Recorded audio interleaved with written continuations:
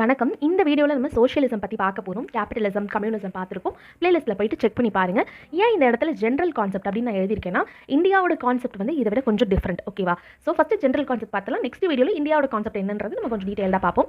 கேபிட்டலிசத்துக்கும் கம்யூனிசத்துக்கும் நடுவில் இருக்கிறது தான் சோஷியலிசம். இதில் வந்துட்டு ஓனர்ஷிப் யார்கிட்ட வந்துட்டு அந்த ஓனர்ஷிப் பேட்டர்ன் இருக்கும் அப்படின்னா, இப்போ ஒரு ப்ரொடக்ஷன் நடக்குது, ஒரு உற்பத்தி நடக்குது.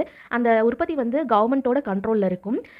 சின்ன சின்ன இந்த எம்எஸ்எம்இஸ்லாம் நம்ம படிச்சிருப்போம் தெரியுமா எக்கனாமிக்ஸில். அந்த மாதிரி சின்ன சின்ன உற்பத்தியாளர்கள் வந்து பிரைவேட் செக்டார் கையில் அலோவ் பண்ணுவாங்க. அது வந்து கவர்மெண்ட் கையில் இருக்காது. பெரிய பெரிய இண்டஸ்ட்ரீஸ், லார்ஜ் இண்டஸ்ட்ரீஸ் வந்து கவர்மெண்ட் கையில், கவர்மெண்ட் கண்ட்ரோலில் இருக்கும். சின்ன சின்ன இண்டஸ்ட்ரீஸ், மீடியம் ஸ்கேல் இண்டஸ்ட்ரீஸ்லாம் வந்து பிரைவேட் கையில் இருக்கும். பிரைவேட்க்கு வந்து அலோவ் பண்ணப்படும். ஸோ இந்த இடத்துல வந்துட்டு கான்சன்ட்ரேஷன் ஆஃப் வெல்த் இருக்குல்ல, இந்த இடத்துல நம்மளோட உற்பத்தின்னு சொல்ல முடியாது, நம்மளோட எக்கானமி இருக்குல்ல, நம்மளோட எக்கானமியில் வந்து முக்கியமான வளங்களை வந்து கவர்மெண்ட் கையில் இருக்கிற மாதிரி பார்த்துப்பாங்க.